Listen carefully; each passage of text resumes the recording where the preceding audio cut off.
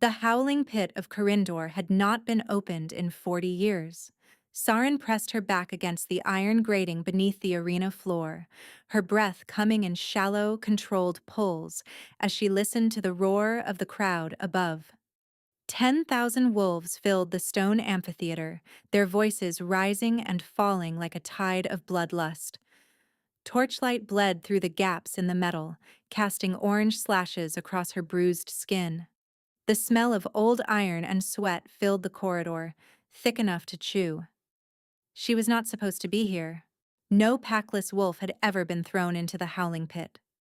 The ancient trial was reserved for accused criminals, for wolves who had committed acts so grievous that only blood could settle the debt. It was not meant for a 23-year-old healer whose only crime was existing without a pack to claim her. But the warden of Corindor had decided otherwise. "The packless one enters next," a guard called from the corridor behind her, his voice thick with contempt. "On your feet, stray." Saren stood. Her wrists were raw where the shackles had bitten into her flesh.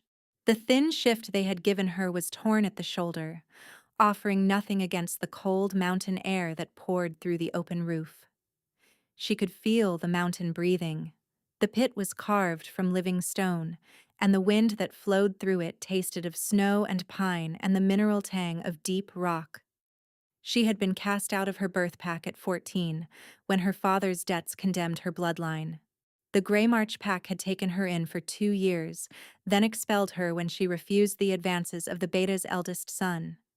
The Ashfall pack had sheltered her for a single winter, before their alpha declared that a packless female attracted bad fortune, and drove her into the snow with nothing but the clothes on her back.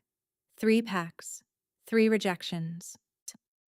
Each one had stripped away another layer of who she thought she was, until all that remained was a woman who knew how to survive on the margins of a world that did not want her. She had learned to read a room before entering it, to sleep lightly, to keep her belongings in a single bag she could carry at a run. She had learned that kindness came with conditions, and shelter came with an expiration date. And now Corindor, the 4th territory to take her in, had found its own reason to discard her. The iron grate groaned upward, and the noise of the crowd crashed over her like a wave. The howling pit was a vast oval carved from the mountain itself, its walls rising 60 feet of sheer granite stained dark with decades of old blood. Viewing platforms ringed the upper levels, packed with wolves jostling for the best vantage point. On the raised platform at the northern end, the ruling families watched from cushioned seats. Warden Morgus sat at their center, his thick neck draped with chains of office, his small eyes gleaming with satisfaction. His son, Haldrick, stood at his right hand. The young wolf who had cornered Sarin in the healer's quarters 3 nights ago and discovered that a packless female could still break a jaw when properly motivated. The bruise on Haldrick's face had barely faded. His pride would never recover. "Sarin of no pack," Warden Morgus announced, his voice booming across the stone amphitheater. "You stand accused of striking a noble-born wolf of Carindor without provocation. The penalty is trial by combat in the howling pit." Without provocation, Haldrick had pinned her against the wall with his hand around her throat. He had told her that packless wolves existed for one purpose, and she should be grateful any wolf of standing would touch her. She had broken his jaw with her elbow. Now she would die for it. Release the challenger. The wolf that emerged from the opposite gate was enormous, a scarred gray male easily 3 times her weight, his muzzle crisscrossed with the marks of a dozen previous fights. A pit wolf, bred and trained for exactly this kind of spectacle. He was already shifted, already snarling, his yellow eyes locked onto Sarin with the flat hunger of an animal that associated the opening of gates with the taste of blood. Sarin had no weapon, no armor, no pack to howl encouragement from the stands. She stood alone on the killing floor in a torn shift, barefoot, facing a beast designed to destroy her. She could not shift. That was the cruelest part. She had never been able to complete the transformation. Every pack that took her in had tried to trigger it. The ritual bonfires, the moon runs, the pain ceremonies meant to shock the wolf into emergence. Every pack had failed.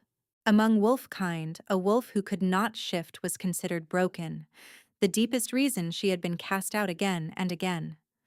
The pit wolf charged, and somewhere high above the arena, in a private box shrouded by dark curtains, a pair of dark gold eyes watched the packless woman plant her feet in the bloody sand and refuse to run. The pit wolf crossed the distance in 3 bounding strides. Sarin did not run. Running in the pit meant death. The wolves bred for combat were faster, and the walls offered no escape. She dove to the side at the last possible moment. The wolf's jaws snapped shut on the air where her throat had been. Its momentum carried it past, claws gouging furrows in the packed earth. Sarin rolled to her feet and circled left, keeping the nearest pillar between herself and the beast. The crowd murmured. They had expected a quick kill. Instead, the packless woman was making the pit wolf work for it, dodging, circling, and keeping herself alive through sheer refusal to be still. She had no wolf, but she had something else. The pit wolf lunged again. Sarin dropped low and drove her palm upward into the soft tissue beneath its jaw. A healer's touch, precise and knowing. Her fingers found the nerve cluster that connected the brainstem to the spinal column, and she pressed.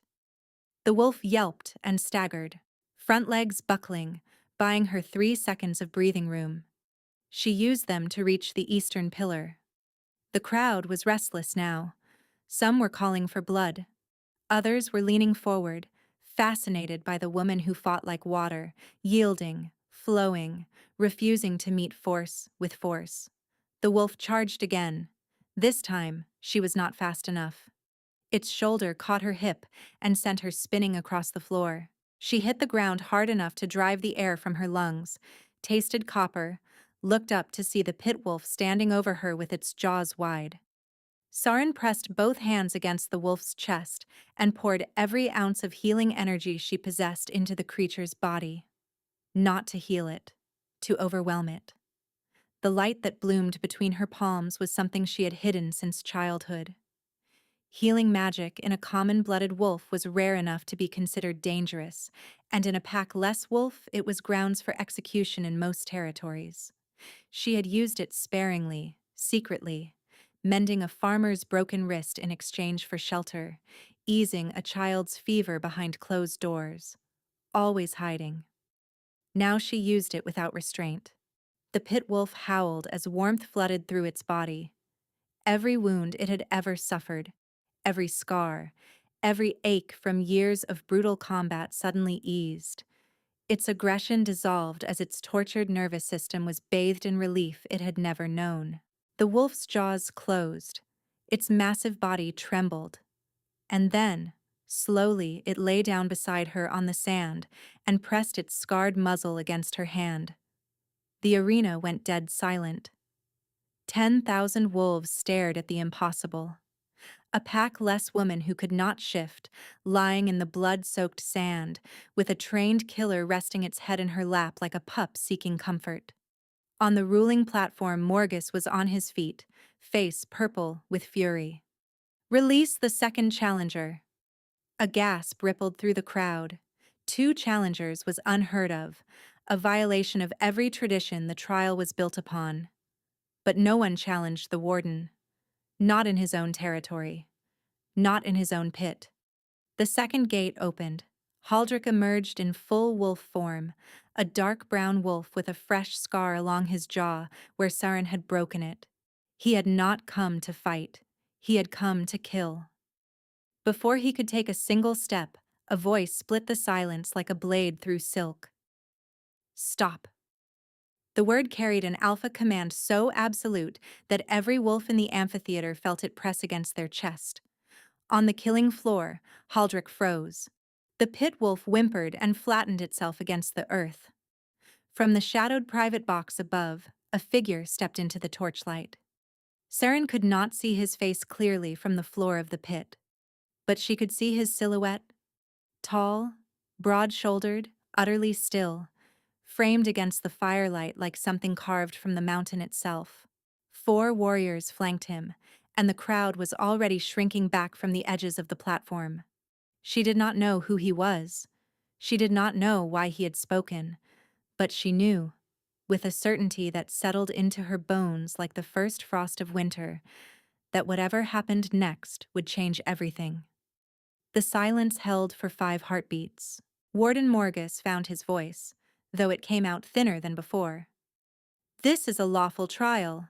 No outsider has authority to interfere with the justice of Corindor.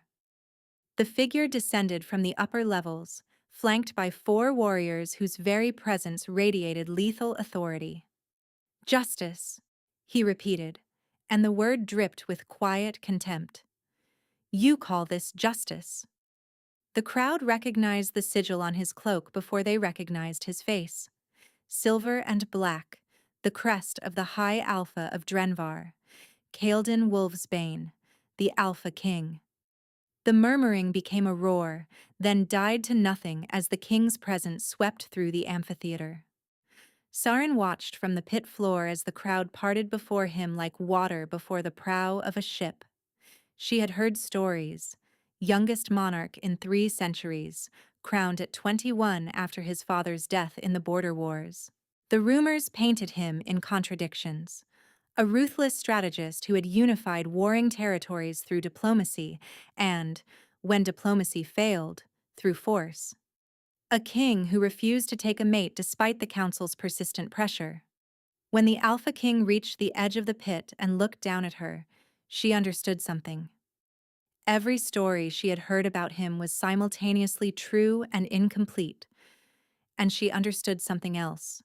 Something she could not explain. A pull, deep in her chest, in the hollow space where her wolf should have lived but never had. Not painful, not warm, just present, like the sudden awareness of a door she had never noticed standing open. Kael'dan's eyes were dark gold, fixed on her with an intensity that made the air feel thinner. Open the gate, let her out. My lord, this woman struck a noble-born wolf. 1 challenger is tradition, 2 is murder. If the next words from your mouth are anything other than open the gate, I will consider this an act of defiance against the crown. The gate opened. Sarin walked out on unsteady legs, trailing blood from a gash on her arm. The corridor was cold after the heat of the pit, and she was shaking. Not from fear, but from the aftershock of pouring so much of herself into the healing magic. She found the Alpha King standing at the corridor's mouth, waiting. Up close, he was younger than she had imagined, late 20s at most. A scar traced his jaw from ear to chin, the kind of wound that came from fighting in close quarters. His build spoke of a wolf who fought alongside his warriors rather than behind them. But it was his expression that stopped her. He was looking at her the way a man looked at something he had been searching for without knowing what it was. You tamed a pit wolf, he said quietly, without shifting, without a weapon, with nothing but your hands and a gift that should have burned out under that kind of pressure. Sarin's chin lifted. 9 years of exile had taught her that showing weakness before powerful wolves invited destruction. I survived. That is what I do. Something shifted in his face. Not pity.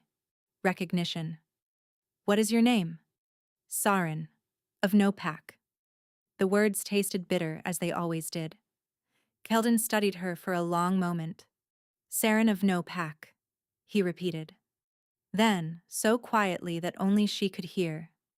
We will see about that. He turned to his guards. Have the healer's wounds treated, provide proper quarters. She is under the protection of the crown. Before she could protest, a sharp pain lanced through her chest, not from her injuries, from somewhere deeper. That hollow space behind her ribs contracted with a heat so fierce it stole her breath. Across from her, Kael'dan stiffened. His hand mirrored hers, pressing against his own chest. His eyes widened, not with fear, but with shock. For a single, suspended moment, They stared at each other. Then Saren broke eye contact, turned, and walked away before the Alpha King could see the terror in her eyes. She did not understand what had just happened, but she understood danger. And every instinct told her that the most dangerous thing she had ever encountered was not the pit wolf, not the warden's cruelty, not 9 years of exile. It was the way the Alpha King had looked at her, as if she was the answer to a question he had been asking his entire life. 3 weeks inside the walls of Drenvar's royal fortress, and Saren still slept with a knife beneath her pillow. The quarters Kilden had assigned her were finer than anything she had ever known.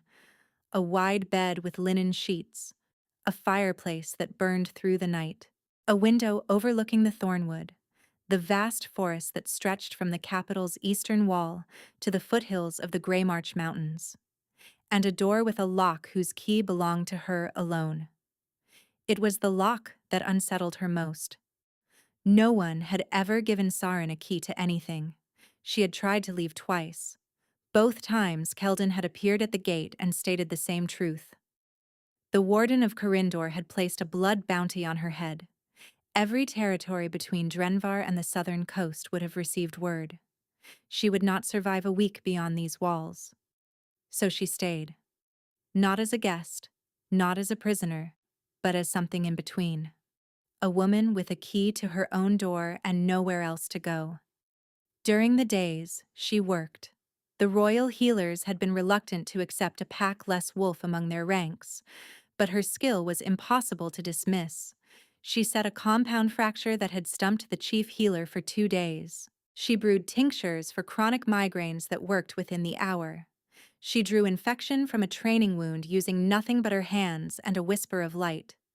And when the other healers saw the glow between her fingers, they stopped questioning her credentials and started asking her to teach them. She did not see the Alpha King often. He was consumed by ruling, council meetings, border disputes, diplomatic envoys from territories that tested his patience and his resolve in equal measure. But she sensed him. The pull she had experienced in the arena had deepened, settling into her chest like a second heartbeat. She would be grinding herbs and suddenly register a pulse of focused intensity that was not her own, a meeting going badly, a decision weighing on him. Twice she looked up to find Kaelden standing in the infirmary doorway watching her. Both times he turned away before she could speak. On the 21st night, his personal aide appeared, a wiry woman named Fesca, with sharp eyes and a permanent expression of mild disapproval. "The king requests your presence in the North Tower. There is a wolf that needs healing." The sounds from behind the tower door made her blood run cold. Feral snarling, not controlled aggression or territorial warning. This was mindless, the sound of an animal that had lost itself entirely to rage. The door opened to reveal a circular chamber stripped bare of furniture. Gouges scarred the stone walls, some shallow, and some deep enough to fit a finger. The floor was slick with blood, and in the center, chained to an iron ring embedded in the foundation stone, a wolf thrashed against its restraints with a fury that shook the ancient walls. Kilden stood at the far wall, his arms crossed, his face a mask of controlled anguish. "His name is Draven, my brother. The Eastern clans captured him 8 months ago during a border patrol. They used black root extract to sever his bond with his wolf. His human mind is gone. Only the animal remains." Blackroot, the most feared substance in the wolf territories, a poison that destroyed the bridge between human and animal nature, trapping the victim in permanent feral rage. There was no known cure. Wolves subjected to it were considered dead, their bodies still moving, but the person inside already gone. Every healer in 3 kingdoms has tried. None could reach him. Most could not survive being in the same room for more than a few minutes. He turned to look at her. In his eyes, she saw something she had never expected from a king: desperation. "I am not asking as your king. I am asking as a brother watching someone he loves disappear. Can you help him?" Saren knelt beside the feral wolf. Draven lunged for her throat. The chains caught him with a metallic shriek, his jaws snapping inches from her face. She did not flinch. She placed her hands on the hot, trembling fur of his chest. The light bloomed between her palms. What she found inside Draven's mind was worse than she had imagined. The Blackroot had built a labyrinth of agony around his human consciousness, trapping his true self behind walls of manufactured pain so intense that his mind had retreated to survive. Layer upon layer of poison, each one crueler than the last. He was still in there, buried, screaming silently. She pressed deeper, her light threading through the poisoned corridors. The Blackroot fought her with tendrils of burning cold. Her body shuddered. Blood trickled from her nose. Then, for one fractured instant, she broke through. A voice, thin and desperate, echoed from somewhere deep inside the labyrinth. "Help me. Please. I cannot find my way out." The connection collapsed. The feral wolf lunged against its chains, and the backlash hurled Saren backward across the stone floor. Kael'dan caught her before her head struck the wall. For a breathless moment, she was pressed against the Alpha King's chest, his arms locked around her, his heartbeat slamming against her spine. The pull between them ignited with a force that made the air vibrate. Heat flooded through her chest, and she sensed, just for an instant, the echo of his emotions bleeding into hers. Terror. Not for his brother. For her. Saren pulled free and wiped the blood from her upper lip. "He is alive in there. Trapped, but alive. I can reach him, but not like this. The Blackroot is too deeply rooted. I need weeks. Maybe longer. Then we start tomorrow. Whatever you need. Whatever it takes." She paused at the doorway. "Why me? Every healer in 3 kingdoms failed." The silence stretched. "Because I watched you do the impossible. And because the bond between us, the one neither of us will name, tells me you are the only soul alive who can bring my brother home." That night, Saren pressed her hand to her chest and detected the distant, steady pulse of a heartbeat that was not her own. For the first time in 9 years, she did not feel entirely alone. And after 9 years of silence in her chest, she was not sure whether that was a comfort or a warning. Over the following weeks, Saren climbed the North Tower each afternoon to sit with Draven. The work was brutal. Each session left her drained, trembling, bleeding from the nose or ears as the Blackroot fought her intrusion with increasing ferocity. But the walls were thinning. Draven's feral episodes grew shorter, punctuated by moments of eerie stillness where the wolf would stop thrashing and simply stare at her with eyes that flickered with human recognition. On the best days, she could hold the connection for nearly a minute. She spoke to him through it. Not words, but impressions. Safety, warmth. The promise that someone was fighting to reach him. On the worst days, the Blackroot surged back with such violence that she lost consciousness, and Kael'dan carried her to the infirmary while the other healers pressed cold cloths to her temples. Kael'dan was there for every session. He never interfered. He stood against the far wall and watched, tracking every flinch of pain across her face with a stillness that was itself a kind of agony. Afterward, he walked beside her through the castle corridors, not touching, not speaking, just present. A steady warmth at her side that she was beginning to depend on more than she wanted to admit. It was during these walks that the bond deepened beyond her control.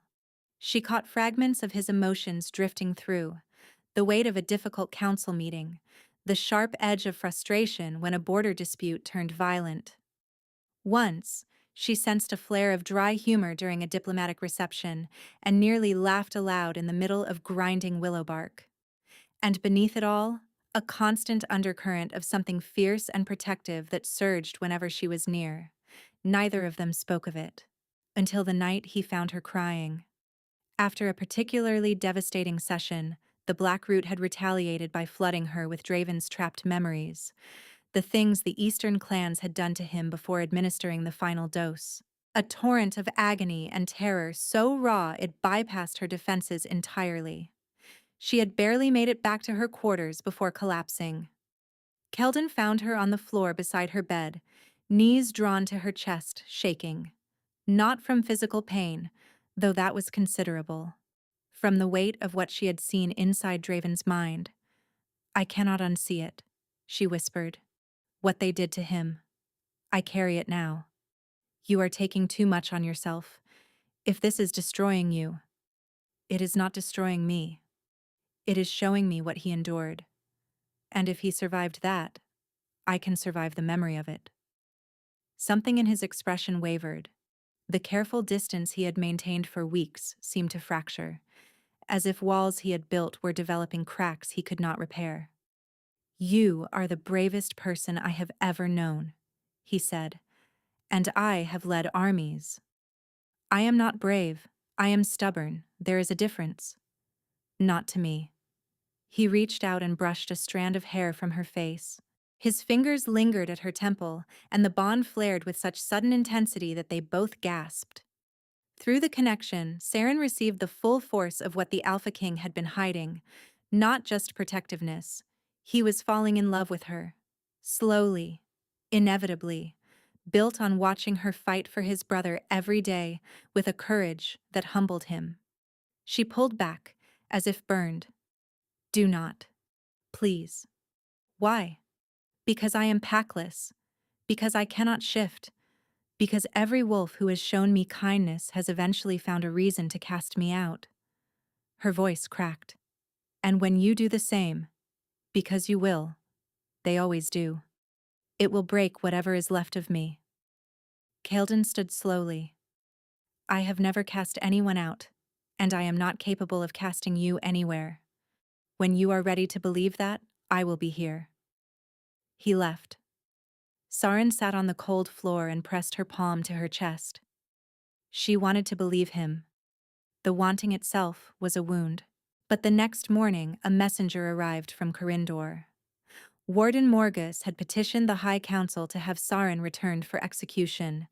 His grounds: she was a rogue witch, a danger to all packs, and the king's protection was evidence of bewitchment. 14 of 20 council members had signed the petition, and among the signatures, in elegant script at the bottom, was Lady Nefara of House Kadarin. The woman the council had been pressuring Kael'dan to take as his mate for 2 years. The most powerful female wolf in 3 territories. The woman who had just declared Saren an enemy of the realm. Saren sensed Kael'dan's fury from 3 corridors away. Not the sound, but the sensation. A seismic wave of rage that made her healing light flicker and the pulse between them hammer like a war drum. The council chamber was circular, ringed with carved seats of blackened oak. 14 members sat in their positions, most avoiding the king's gaze. Kael'dan stood before the empty throne, radiating controlled violence, and across from him stood Lady Nefara, tall, dark-haired, with storm-gray eyes and an authority that seemed forged from the same iron as the castle's foundations.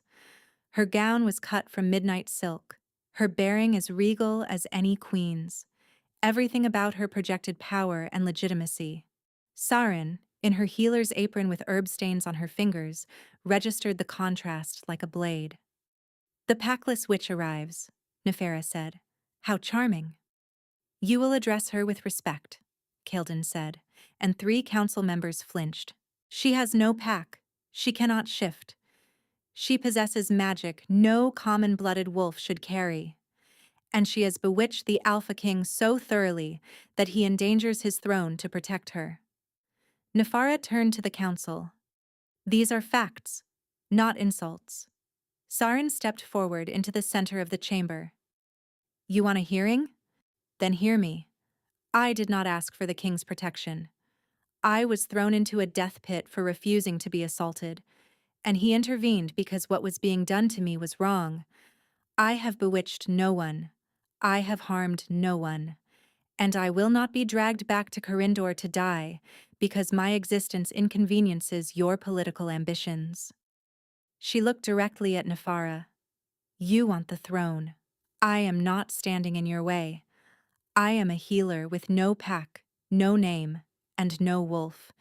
If you cannot secure your position without destroying a woman who has nothing, perhaps the problem is not me. Something ugly surfaced behind Nephera's eyes. Genuine hatred, raw and personal. The kind born not from rivalry, but from looking at Sarin and seeing everything she could not control. Then it vanished behind a smile as cold as marble. The council will deliberate.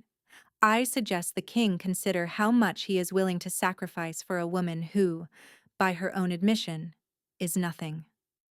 After Nefera swept from the chamber with her retinue, Keldon crossed the distance between them, took Sarin's face in his hands, and pressed his forehead to hers.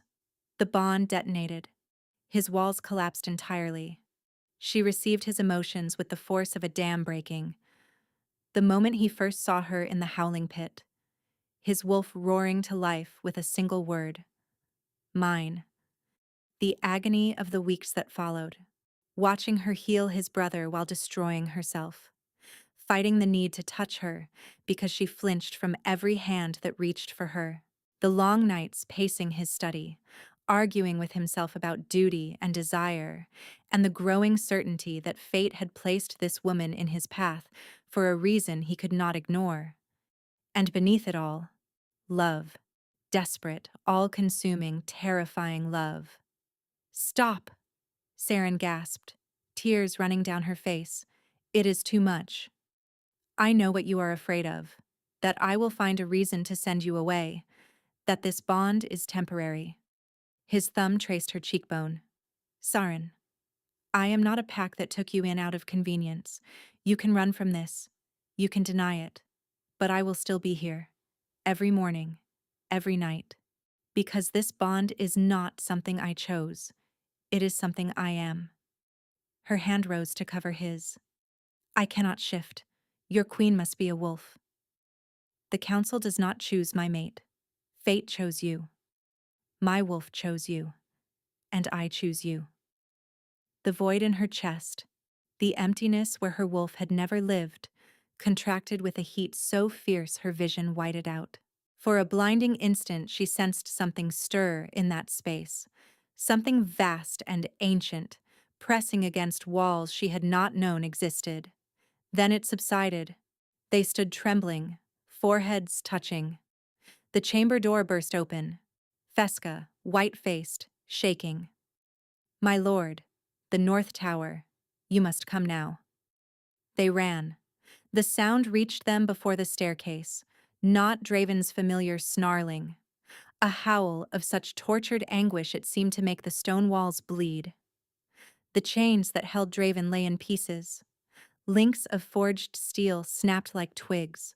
The chamber was empty. And on the wall, gouged into granite by claws that had carved through stone, 3 words. They are coming. Horns sounded from the fortress walls. Then a dozen, blending into a wail Sarin registered in her teeth. She reached the nearest window. The tree line was moving. Not wind. Wolves. Thousands of them, pouring from the forest in a dark tide, their eyes glinting with the flat glow of mines burned away by black root. A feral army, and at its head, walking upright among the ruined wolves with a staff of twisted black wood, was a figure in robes the color of dried blood. Draven had not been sent home as a warning. He had been sent home as a distraction. The feral army hit the outer walls before the garrison could fully mobilize.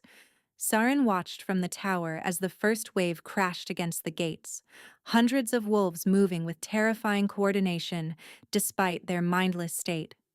They did not howl, did not snarl.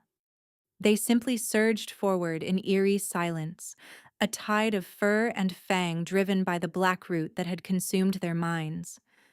Some scrambled over the bodies of their fallen without breaking stride. Others threw themselves at the walls with such force that their bones broke on impact, and still they clawed upward. The defenders met them with silver-tipped arrows and boiling oil. Wolves fell by the dozen, but more came. Always more. The forest continued to produce dark shapes, an endless reservoir of stolen lives turned into weapons. Kael'dan was everywhere. Through the bond, he burned like a forge, a point of fury and focus that moved along the battlements, directing warriors one moment and tearing through attackers the next. Sarin tracked him instinctively, her awareness of him like a compass needle that always pointed north. She could sense his injuries accumulating, a slash across his ribs, a bite on his left forearm, and she pushed the knowledge down because she could not heal him from here. The eastern wall buckled first. A concentrated surge of feral wolves overwhelmed the defenders, pouring through the breach in a flood of matted fur and blank eyes. Siren heard the screams of warriors being dragged down beneath jaws that knew no pain, no hesitation, no mercy. She ran to the nearest cluster of wounded and poured light into their injuries, sealing torn flesh, stopping bleeding, buying them enough time to stand and fight again. A young warrior with a savaged arm stared at her in wonder as the wound closed. She did not pause to explain. She moved to the next. Then a howl of agony, from the direction of the infirmary. She ran. Through corridors thick with smoke and the copper stench of blood, past wounded warriors slumped against walls, past the bodies of feral wolves brought down by the garrison. The infirmary doors hung in splinters. Inside, 3 feral wolves circled the remaining healers barricaded behind overturned tables. Medicine jars lay in pieces on the floor, their contents mixing with blood. Old Vensha, the chief healer who had first accepted Sarin among her ranks, stood before the barricade with a bone saw in both hands and the grim determination of someone who intended to make her death expensive. Light erupted from Sarin's hands with a force that cracked the stone floor. The blast hurled the feral wolves through the doorway and into the corridor. She stood in the breach, hands raised, a barrier of radiance sealing the entrance. Each impact sent cracks through the barrier. Her reserves were draining. She could sustain it for minutes, perhaps, but not long enough for help to arrive. Then a shape exploded through the far window in a shower of glass, a gray wolf with a jagged scar across its flank, moving with coordination and intelligence that marked it as anything but mindless. Draven. Kael'dan's brother crashed into the feral wolves with savage precision, tearing through them with a ferocity that was controlled rather than crazed. This was not the thrashing of a feral mind. This was a wolf in full command of itself. Her healing had worked, not completely. She could see the tremors, the flicker of confusion when he turned too quickly, but enough to break the Black Root's hold, enough to give him back his choice. And Draven had chosen to fight. Within seconds, the feral wolves lay still. Draven turned to look at Sarin, and in his eyes, she saw the human looking out through the wolf. Damaged, scarred, but present. Thank you. The voice in her mind was faint, fractured, but unmistakable. Sarin's barrier dissolved. She collapsed to her knees on the cracked stone floor, blood dripping from her nose, her light spent. Outside, the horns changed their note, from warning to something worse. The second wave had arrived, and with it, stepping through the outer gate with his staff raised above his head, came the poison maker himself. His name was Corveth, the architect of the Eastern clan's most horrific weapon, the man who had perfected blackroot extraction and used it to build an army from stolen mines. Gaunt, hollow-cheeked, with eyes the color of spoiled milk, his skin stretched taut over bones that seemed too sharp for his frame. His staff pulsed with sickly green luminescence, concentrated blackroot, turning the air itself into a poison that clawed at the bond between human and wolf. He walked through the breach as if entering his own home, feral wolves parting around him like water around a stone. Kael'dan Wolfsbane, Corveth called across the burning fortress. Surrender your throne, your territories, and your bloodline, and I will cure every wolf in this army. Refuse, and I will turn every wolf in your kingdom into what they have become. He raised his staff, and a wave of black root energy swept through the fortress. The effect was immediate and devastating. Warriors stumbled, clutching their heads as the poison attacked the bridge between their natures. Some lost their wolf entirely, the connection snapping like a severed rope, leaving them human and helpless in the middle of a battlefield. Others staggered, their shifts flickering, half human, half wolf, trapped between forms. Draven found Saren in the infirmary.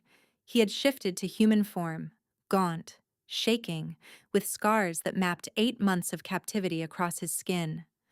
But his eyes were clear. "I know what the staff is," he said, his voice hoarse from months of disuse. "A conduit. The black root is channeled through the wood, petrified heartwood from the oldest tree in the eastern mountains. Destroy the staff, and his control breaks. Every feral wolf on this battlefield returns to themselves, but the wood cannot be cut by any blade. Steel passes through it like water." His eyes dropped to her hands. "The black root is poison, and you are the cure. Not your healing magic. The other thing. The wolf you have never been able to find. It is not missing, Saren. It has been waiting. Waiting for something worthy of its awakening." Through the bond, she sensed Keldon surrounded, outnumbered. With every pulse of the staff, his movements slowed, his wolf flickering as the poison ate at his strength. She perceived his determination, his refusal to retreat. And beneath it, the terrifying admission that he could not hold much longer. He was losing. The bond screamed, not with pain, with a clarity so absolute it sliced through every wall she had ever built, every rejection, every exile, every night spent in ditches and doorways, telling herself she was nothing, she was broken, she deserved this. All of it burned away in an instant, because the man who had chosen her, who had looked at a packless nobody on a killing floor and seen what no one else could see, was dying. And the wolf inside her, the wolf that had waited 9 patient years behind walls of fear and self-doubt, and the accumulated weight of a world that told her she was not enough, was done waiting. Saren threw back her head and screamed. The sound was not human, not wolf. Something older than both. A primal resonance that shook the fortress foundations and made every wolf within half a mile freeze where they stood. Light erupted from her body, not the gentle glow of her healing, a conflagration, a sunrise compressed into a single heartbeat, pouring from her skin, her eyes, her open mouth. Her bones did not break, they sang. Her skin did not tear, it bloomed. Where Saren had stood, a wolf now existed that made every wolf in the fortress look like shadows beside the sun. Her fur was the color of raw gold, each strand radiating light that hummed against the stone walls. The power that rolled off her was elemental, ancient. The original magic from which all wolf kind had been born. Her blazing eyes fixed on the poison maker and his staff. Corveth, for the first time, looked afraid. The wolf crossed the courtyard in 3 strides that barely touched the ground. Feral wolves threw themselves into her path. The light that radiated from her fur struck them like a physical force, and wherever it touched, the black root's hold dissolved. Wolves that had been mindless killing machines collapsed mid-lunge, their bodies convulsing as humanity flooded back into the void the poison had created. They did not rise as feral. They rose weeping, confused, reaching for their own faces with trembling hands as human minds suddenly returned. Some called out names, lovers, children, parents, as if waking from a nightmare and needing to confirm the world was still real. Corveth swung his staff. Concentrated black root energy lanced toward her. The same weapon that had stripped dozens of warriors of their wolves, the same poison that had broken Draven and hundreds like him. It hit Saren's light and evaporated. Not deflected, not diminished. Evaporated. As if the black root was nothing more than shadow confronted with genuine sun.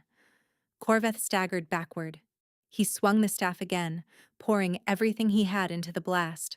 The green light screamed through the air, thick enough to taste, strong enough to strip a pack of wolves in a single sweep. It broke against Siren like fog against a furnace. She lunged, her jaws closed around the staff. The contact was agony. Concentrated blackroot flooded into her through her teeth, burning through her veins, clawing at the bridge between her natures with a fury born of centuries of poison craft. But Siren had spent 9 years navigating the void between human and wolf. She had lived in that emptiness, made it her home. The poison could not sever something that had only just been forged, blazing with newborn intensity. A bond too new to have any cracks for the blackroot to exploit. She bit down harder. The staff cracked. Light poured into the fissure, burning the poison from the inside out. The staff broke apart in her jaws. The shockwave rippled outward like a stone dropped in still water. Across the battlefield, feral wolves collapsed simultaneously as the black root's hold dissolved. Hundreds of wolves, the stolen, the tortured, the weaponized, fell to the ground as their human minds clawed back from the abyss. Corveth staggered to his feet, clutching the splintered remnants of his weapon. "You think this changes anything? I made this weapon once. I will make it again." A black wolf slammed into him from the side with the force of a collapsing building. Kael'dan. One savage shake, and the poison maker's words ended forever. Two wolves faced each other across the blood-soaked courtyard, black and gold, shadow and sun. Around them, the battlefield had transformed. Where minutes ago there had been a feral army, now there were hundreds of bewildered, weeping wolves, some in human form clutching themselves, others still in wolf form, pressing their faces to the ground as if trying to remember what Earth tasted like when you could think. Garrison wolves moved among them cautiously, offering water, speaking softly. Draven knelt beside a freed captive who was screaming, not in rage, but in the raw shock of a man suddenly returned to himself after months of oblivion. Through the bond, Siren and Kael'dan's emotions collided with a force that transcended language. From him, overwhelming pride, staggering relief, and love so fierce it seemed to bend the air between them. From her, wonder, disbelief, and the trembling realization that she had spent 9 years believing she was broken, and she had been wrong. She had never been broken. She had been dormant, waiting for a bond strong enough to wake what slept inside her. Siren shifted back to human form, seamless, effortless, as natural as breathing. Kael'dan shifted beside her, wrapping a fallen warrior's cloak around her shoulders. "You shifted," he said, his voice cracking on the word. "I shifted." And because the joy was too enormous to contain, she laughed, a sound of pure, incredulous delight that rang off the broken walls of the fortress. He pulled her against his chest. "I thought I was going to lose you. When the black root hit you, when I sensed the bond flicker. You will never lose me. I spent 9 years being lost. I am done."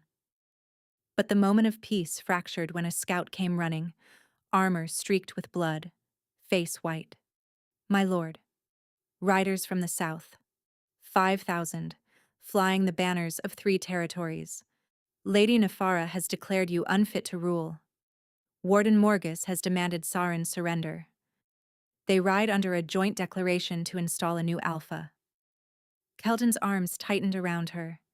He had defeated 1 enemy, and 3 more had risen in its place. The rebel army spread across the southern plain at noon. 5,000 wolves in formation, their armor gleaming in the hard winter light. Siren stood on the battlements beside Kael'dan, watching the banners ripple.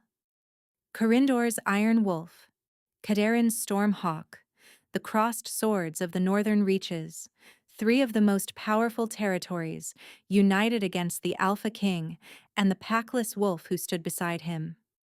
"They planned this," Kael'dan said, his voice steady despite the bruise darkening his jaw and the blood still drying on his hands. The Eastern clan attack was not separate. Nefara and Morgus used Corveth as a battering ram to weaken my forces, then arrived with a fresh army to finish what the feral wolves started. Can we fight them? Half my garrison is dead or wounded. The walls are breached in 3 places. We would lose. They want me. If I surrender? No. The word was absolute. They will kill you, remove me, and install Nefera as puppet queen, while Morgus controls the council from behind her. You are the excuse. I am the target. It was Draven who provided another path. Kael'dan's brother had been growing steadily stronger since the staff's destruction, his mind sharpening by the hour, his knowledge of the Eastern clans invaluable. The feral wolves who were freed when the staff broke, do they know what was done to them? Some are beginning to remember. The healers say their memories are returning in fragments. Faces, voices, the smell of the caves. Then they need to see who sent them there. The Eastern clans did not capture hundreds of wolves alone. Someone provided them. Someone with access to territories full of wolves who would not be missed. Exiles. Packless drifters. Draven's voice hardened. The kinds of wolves no one searches for when they vanish. Wolves like her. Packless. Disposable. The perfect raw material for a poison maker's army. Can you prove it? Kael'dan asked. The memories are damaged, but they are there. Every name Corveth mentioned while I was in his keeping. Every shipment of wolves he received and who sent them. The Black Root may have taken my mind, but it recorded everything I witnessed. He paused. And I am not the only one who remembers. The captives are waking up, Kael'dan. They are starting to recognize the faces of the men who delivered them. Sarin went to the freed captives that afternoon. She sat with them in the lower courtyard where they had been given food and blankets, and she listened. A former drifter from the Grey March border told her that soldiers in Corindor's sigil had offered him work, then drugged his meal. A woman who had been packless since childhood described being seized on a road she had traveled 100 times, bound, and transported in a cart covered with canvas. A young man, barely 20, said he had gone to Corindor seeking sanctuary and been sold within the week. Every story was different. Every story was the same. Packless wolves, invisible wolves, wolves that no one would miss. Take it to everyone, Sarin said to Kael'dan that evening. All of them. The freed captives, the garrison, the common people of Drenvar. Let them hear what was done in their name. The council answers to the Pax, not to itself. If the Pax turn against Nefera and Morgus, the rebellion collapses without a single sword being drawn. Kael'dan sent envoys requesting a parley. Nefera agreed. She preferred to win through legitimacy, through the proper channels of wolf-kind law. A public confrontation was the stage she wanted. She would get her stage. But the performance would not go as she planned. They met on the open plain in a great circle marked with torches, the traditional parley ground, sacred and inviolable since the founding of the territories. Sarin noticed what the rebel leaders did not expect. Over 300 freed captives had gathered on the hillside above. They had not been invited. They had not been organized. They had come on their own, drifting up the slope in ones and twos until they formed a silent mass against the gray sky. Their eyes, haunted by memories still crystallizing, watched with the terrible patience of those who have recently learned the shape of their suffering. The Alpha King has compromised his judgment by harboring a pack-less witch, Nefara began, her voice carrying the practiced cadence of someone who had rehearsed every syllable. He has violated the sacred traditions of wolfkind by refusing a suitable mate, choosing instead to consort with a female of no blood, no pack, and no wolf. I have a wolf, Sarin said, stepping forward. She woke 2 nights ago inside the fortress your allies tried to destroy. She freed the wolves your allies sold to a poison maker for political advantage. Serious accusations. Facts. 300 wolves stand on that hill. They were stolen from their territories, sold to the eastern clans and turned into feral weapons through black root extraction. They are beginning to remember, and what they remember will end you. Morgus stepped forward, his heavy face darkening. You dare accuse the noble houses? I dare because I have nothing left to lose. Her voice carried the harmonic resonance that came with her wolf's awakening, a depth and authority that had not existed before the shift. You cast me out for defending myself against your son's assault. You threw me into a killing pit and broke your own traditions to ensure my death. When that failed, you signed a petition for my execution. And all of it, every move, every document, every signature, was designed to distract from what you were doing in the shadows. She turned to face everyone: garrison, rebels, freed captives, common wolves gathered from the countryside. The wind carried her voice across the plain. I am packless. I have been packless for 9 years. I was told it was because I was defective, because I could not shift, because my blood was common and my magic was unnatural. Her voice broke, and she let it break. Let them hear the cost.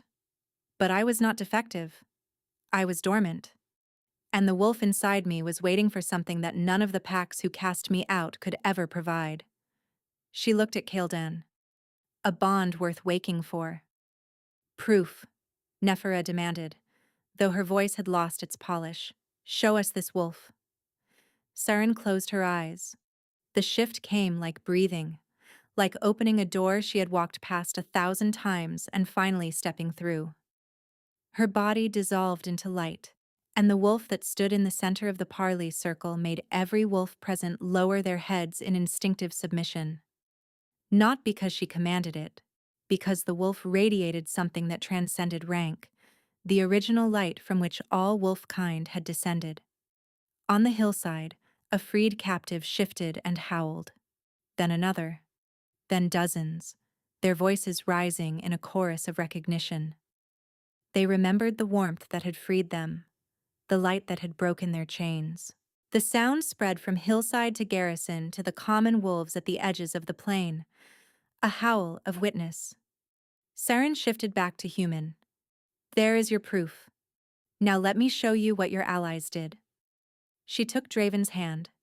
The connection activated with a pulse of light, and his memories poured outward, not as words, but as visions projected above the parley circle like a tapestry woven from anguish. Every wolf saw it: the caves of the eastern clans, the black-root vats where stolen wolves were submerged and broken, their screams echoing off dripping stone.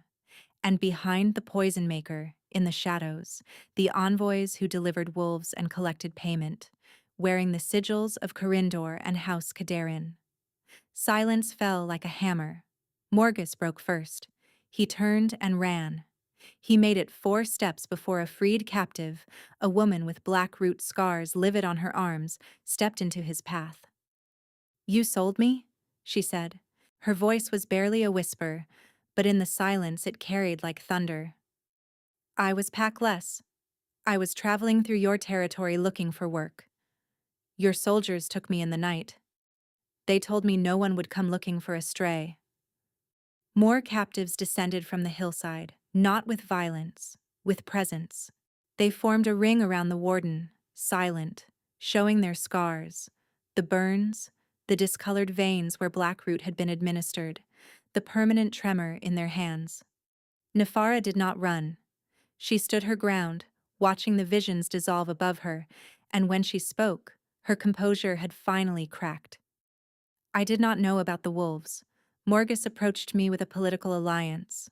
I wanted the throne. I will not pretend otherwise. But I did not know they were selling packless wolves to be. You did not want to know, Kildan said. Which is worse? Her chin dropped. What happens now?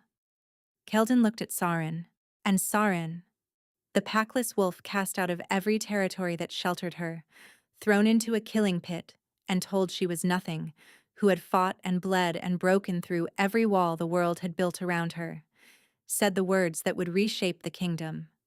Now we stop casting wolves out. The reforms came swiftly.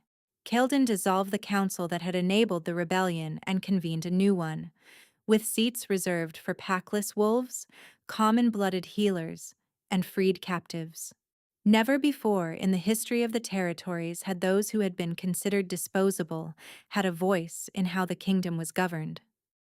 Morgus was stripped of title, lands, and wolf, then exiled to the barren wastes beyond the southern border.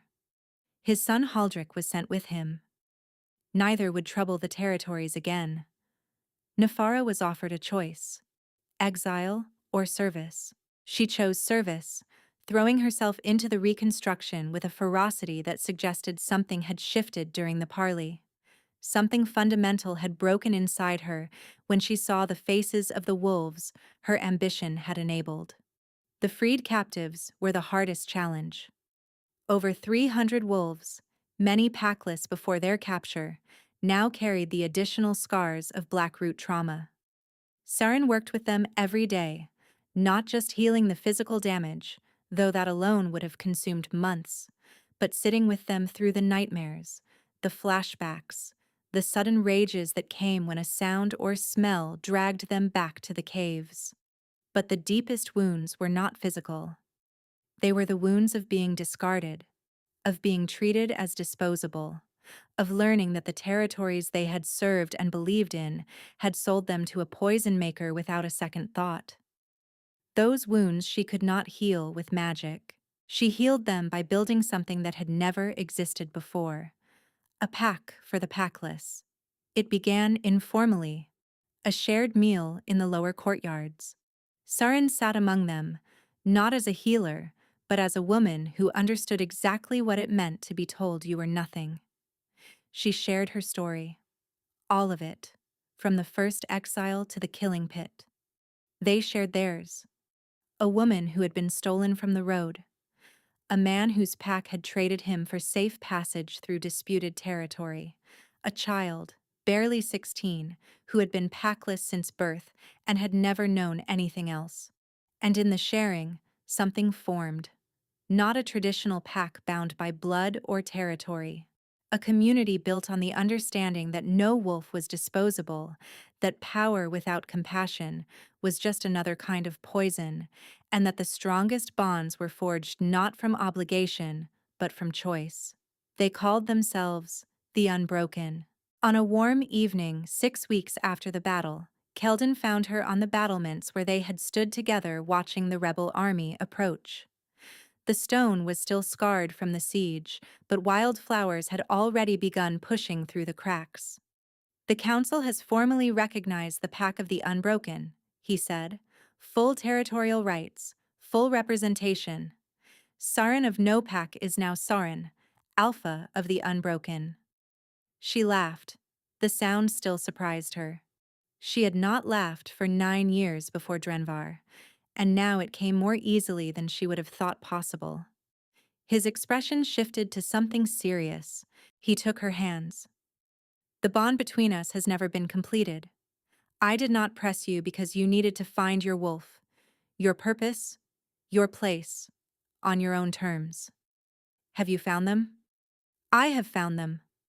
All of them, including you. Then claim me. Complete the bond. Not because the kingdom needs it, because I am yours. I have been yours since the moment I watched a barefoot woman with no pack refuse to die in a pit that should have killed her." She pressed her lips to the place where his neck met his shoulder and let her teeth sink into his flesh. The bond completed like a homecoming. 2 wolves who had spent their lives searching, one from a throne, one from the margins, finding the other half of a bond that existed before either of them was born. Through the connection, they saw each other fully.